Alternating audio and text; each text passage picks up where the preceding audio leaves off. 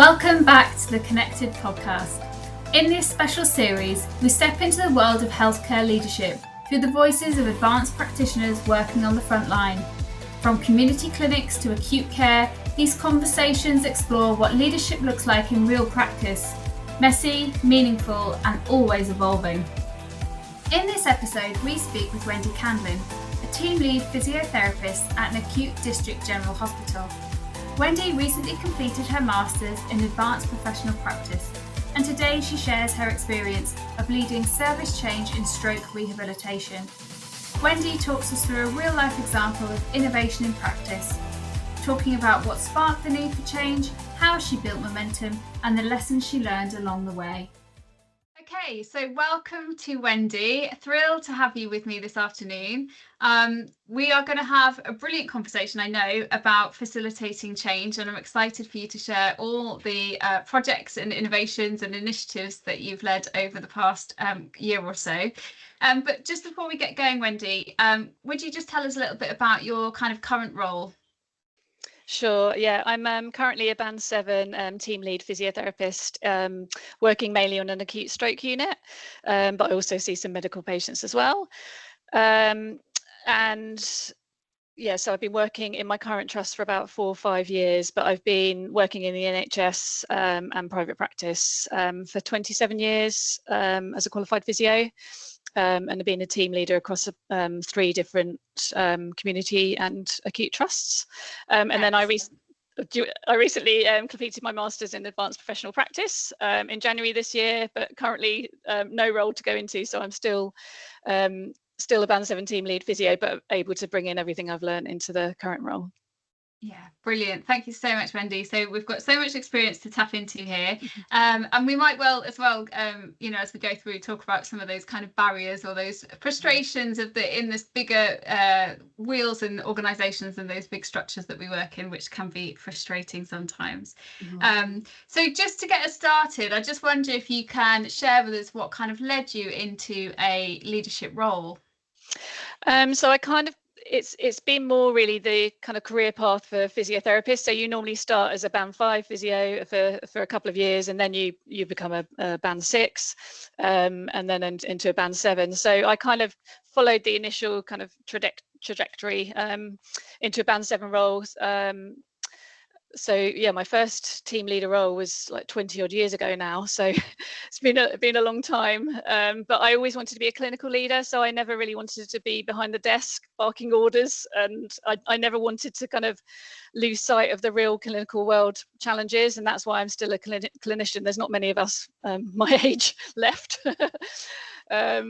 And I think what I found fascinating with the Milo course was the change of my personality style and my kind of confidence as a leader throughout the years, from the start of my leadership journey to now, and how much I've changed, like even from an introvert to an extrovert in terms of at work. So yeah, it was quite interesting. Fantastic. And just for our listeners that aren't aware, so our Milo module is our Managing Yourself and Leading Others module, which has really, I think for you, Wendy, been quite a transformative journey in terms of what you learned about yourself, and then the things that you kind of have put into action from that, which leads us nicely into thinking about the change initiative that you led. So do you want to just tell us a little bit about that? Yeah, sure. So for my dissertation, for my advanced practice module, I created a rehab cafe on our stroke ward. So the kind of background behind it is that we lost our therapy gym in COVID time, so about 4 years ago, and we had no protected space to treat our patients. And we created a therapy corner on the ward, but it was really underutilized. And in 2023, the stroke guidelines changed. So initially we were benchmarked against seeing patients for 45 minutes physio, 45 minutes of OT, and 45 minutes of SALT per day. And due to kind of new evidence, they changed the boundaries to 3 hours of therapy, motor therapy a day. And I just thought, there's no way we're going to be able to get anywhere near this without a therapy gym or a kind of therapy area on the ward. And that led me to working with stakeholders to create a rehab cafe. And so we worked with, it was the entire MDT really, because the rehab cafe was actually based on the ward in just like a corridor area where there used to be notes stored. And we worked with stroke survivors, with the whole of the MDT, because actually, they needed to work in this space that we were using, and work with senior managers, and then with my team, and our OT team were absolutely fantastic at helping me with the kind of change process. Yeah. And it's so exciting because, like you say, it's an initiative that has grown, and to have kind of that buy-in and that enthusiasm from the other professions as well. It's a really nice example, isn't it, of actually how you can work very collaboratively to kind of bring something that's going to impact different professions, but obviously ultimately improve our patient care as well. Yeah. And so I'm wondering then, because that, we know it's been a huge success, but I'm under no illusion that it was a tough process. And I'm just wondering what were kind of maybe the biggest barriers and how you overcome them, because I suspect for lots of our listeners, that's going to be the bit that they're most interested in, of like, how did you actually manage to do it and navigate, get it through? Because that's sometimes a real challenge, isn't it?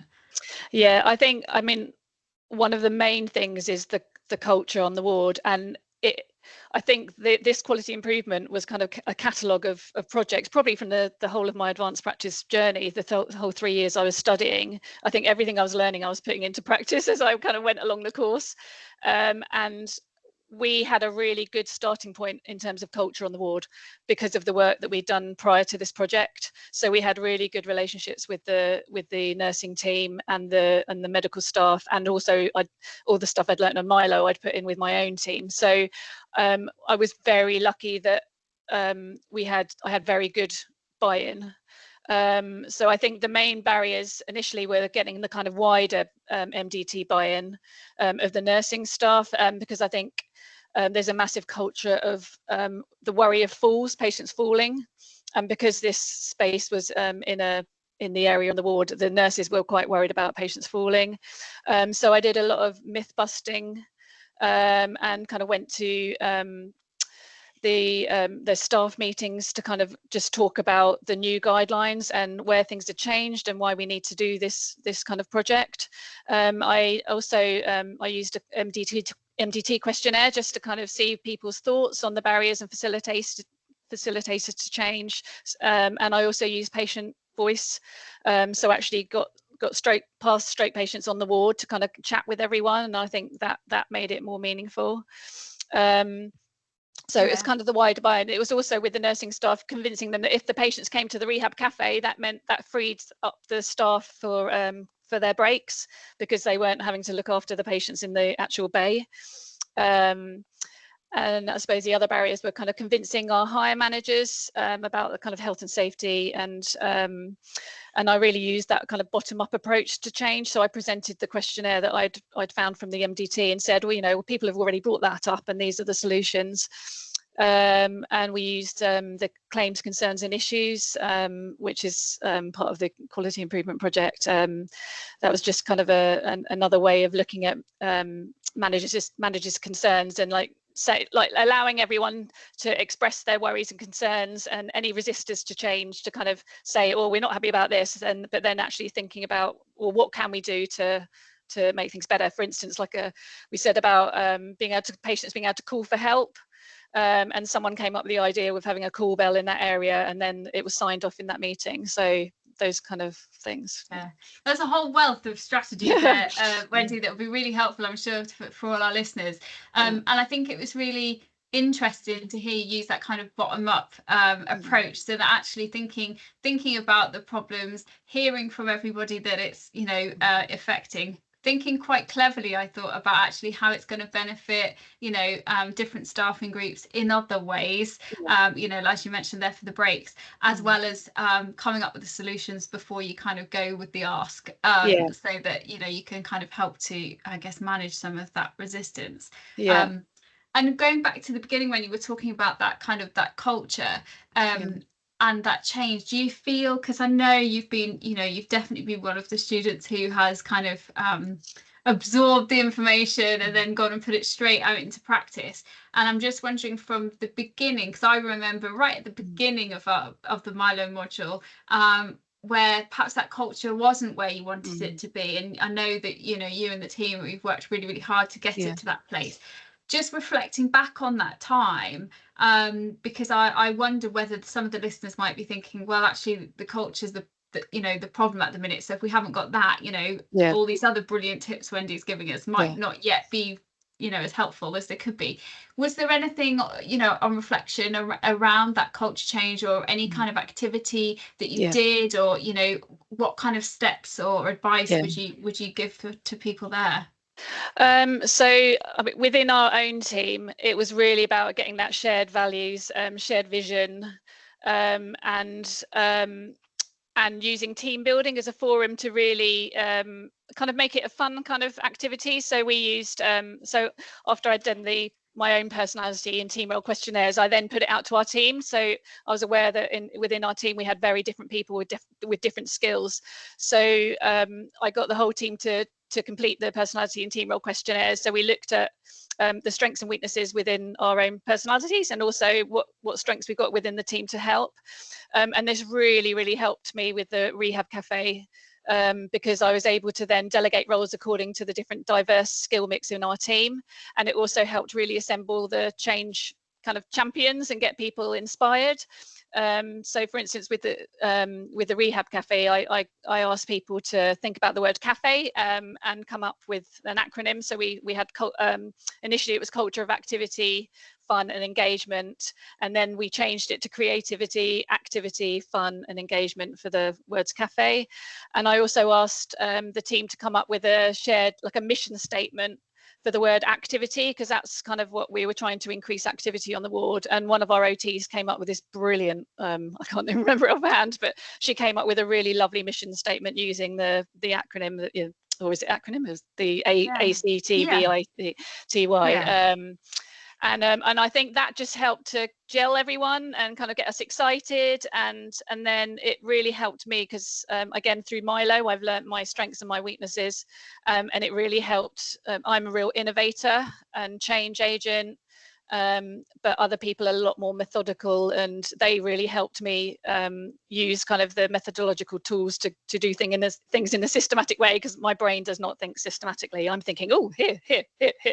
I just keep having ideas, and I find it hard to kind of formulate them. So within my own team, I think it was about really understanding ourselves and like myself, and understanding others within my team, and them understanding me and the reason I'm the way I am.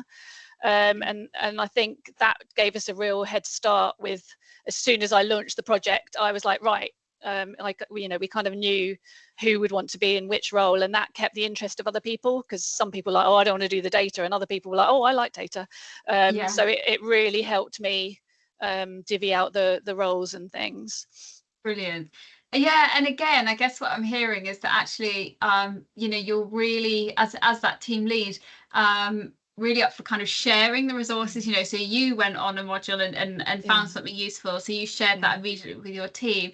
And also, you know, you're learning about yourself and learning about them, and that's kind of enriched the whole process. So there's some lovely kind of description there that you've given about that kind of that push and pull within teams, and recognizing those different strengths. And I think just really understanding my own weaknesses was because I'd done the Johari window from the 360 appraisal, and I knew that my weaknesses with previous projects were starting and not finishing. And also my pace setting style, I think because I get so enthusiastic and excited, I can sometimes, my communication skills aren't as clear as some people would like. So I think just having that, like all the tools, learning about myself just really helped me with the planning of the project and getting the right people in the room at the time. And and just knowing, like putting my hand up and saying I'm overwhelmed and please help me. Yeah, and I think that's so honest, Wendy, and thank you for sharing those, because I think it's really easy to kind of, perhaps look at somebody like yourself who's a really experienced kind of healthcare professional and be thinking, gosh, look at all these initiatives, and I know you've won lots of kind of awards and had lots of kind of national recognition for this initiative, and think, oh gosh, they're really good at that. That must, they must find that really easy. So it's really lovely actually to have that real honesty about Yeah. how much that takes and that energy. And so I Yeah. just wondered maybe what advice you would give to others about leading change effectively. Because I think there's definitely something in there, isn't there, about kind of being kind to yourself and Yeah. recognizing kind of your limits. Yeah, I think it's about understanding yourself, knowing your weaknesses, knowing your strengths, knowing the strengths in your team, trying to get that collective leadership. So we had some brilliant ideas from a lot of our band 3 staff, so really including everyone. So don't just think because you're senior you know more. Some of our static staff are the best, the ones who are band 3s, but also I found some real change agents from the MDT, from the nursing and the CSWs. You could see that they started to kind of get some interest as well. So I think it's about inspiring others with your passion, and bringing the right people on board who share that passion. Seek ideas from others, get feedback from the people who are resisting change, and understand why are they resisting the change, because they've often got really good ideas, and they may have lived it before, and they hadn't been consulted before. So the other real gem was getting people with lived experience involved. So because I had my stroke survivors, and the 3 people, they actually all had worked in the NHS, or either before or were currently working in NHS, so they really understood the barriers working in the NHS and the real world of the NHS, but they'd also all had a stroke at different ages. And actually having their voice was so powerful, because it doesn't matter what profession you are going to listen to your patient. That's, if the patient's saying something, then we tend to listen to them rather than a physio telling a nurse what to do. It's actually the patient saying, oh, we need to do this, then people are more likely to get on board.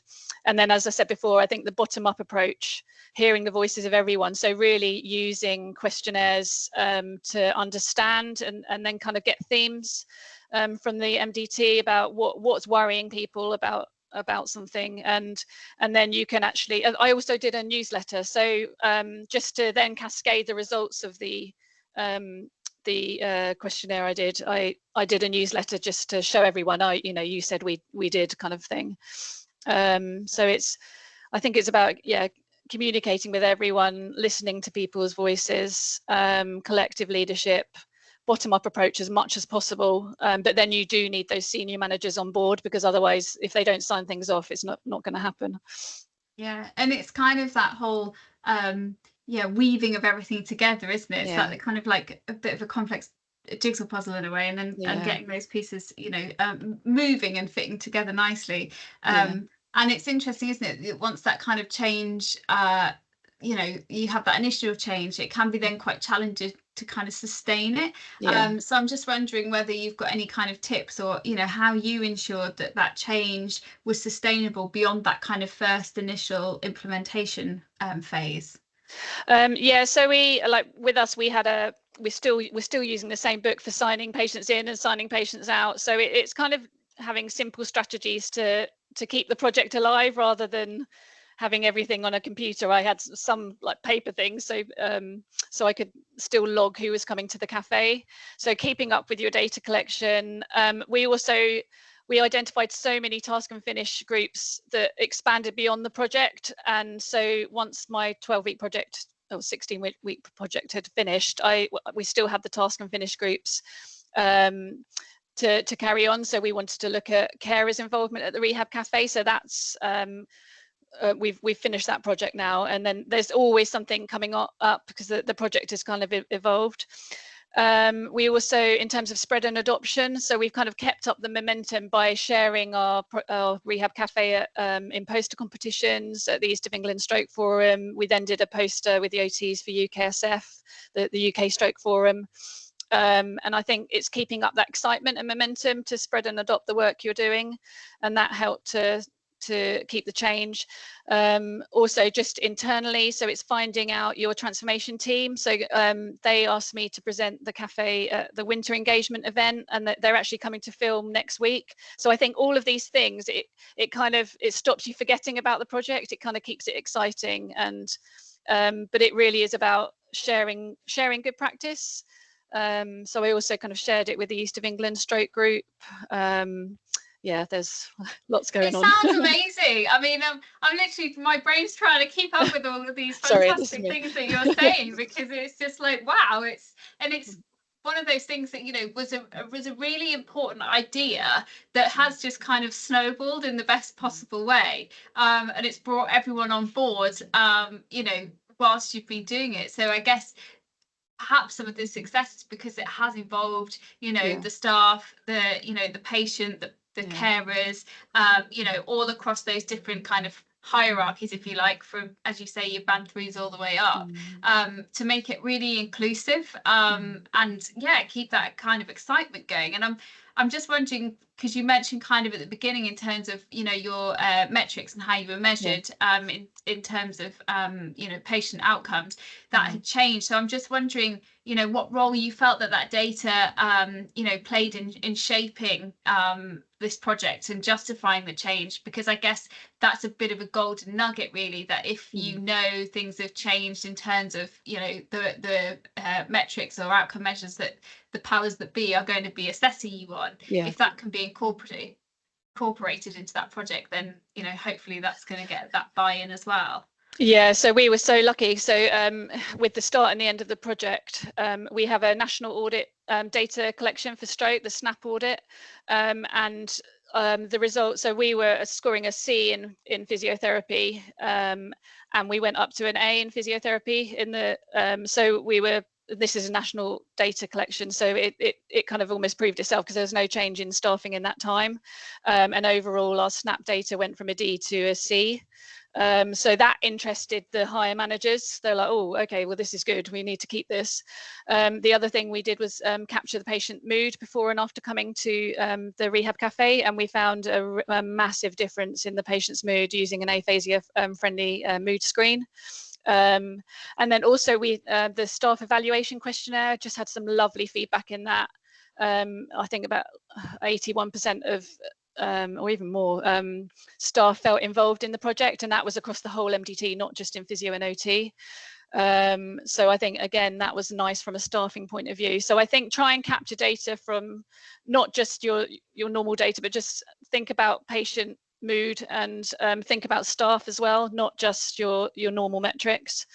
That sounds so, there's so much flavour there in terms of the data that you then have, isn't there, in terms of that kind of the feelings, as well as the kind of, so some of that qualitative data, as well as the numbers, which is really helpful.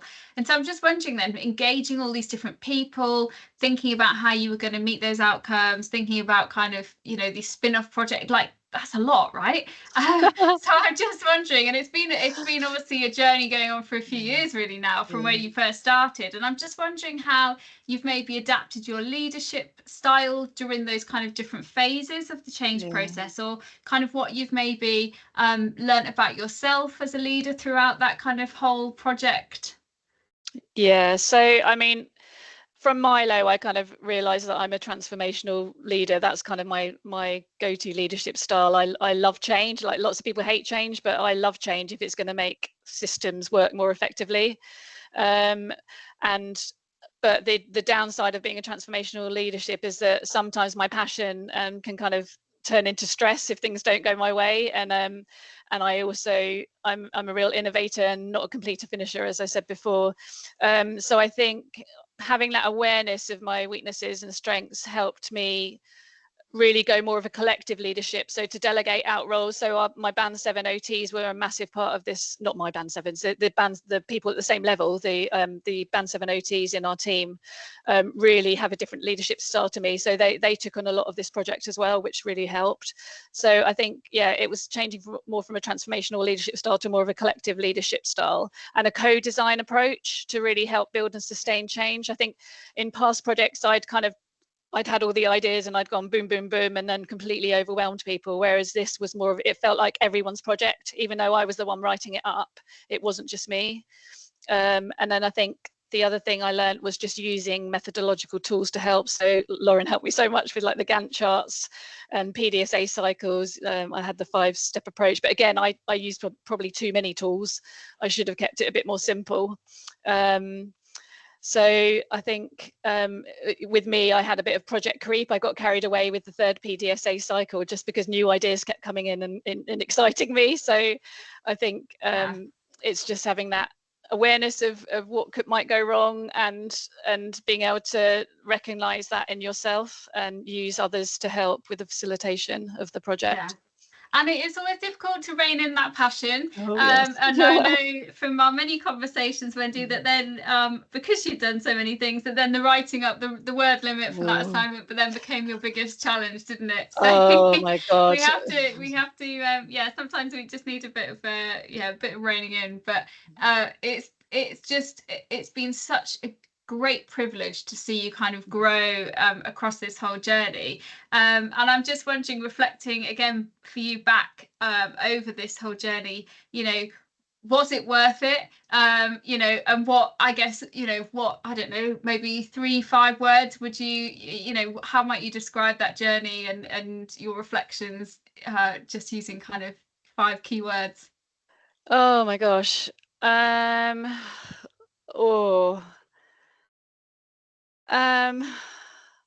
That's a hard one, Lauren. It's been transformational, probably, my journey as a leader. I've really changed over the last 3 years, just having that self-awareness. And it's been exciting. It's kind of kept my passion alive because I've been a band 7 for years and I think it's just given me that spark and inspiration to do more and help the patients and really that's not 5 keywords, is it? There's keywords within them, so I'll take it. It's great, but it's been such a joy to hear from you today, Wendy, and you've just packed in so many different hints and tips and tools and different bits of advice that I think are going to be really valuable to our listeners. So thank you ever so much. As always, it's been a pleasure. Thank you. Thank you for listening to the Connected podcast. If you enjoyed this episode, please check out the rest of our healthcare leadership series and stay connected.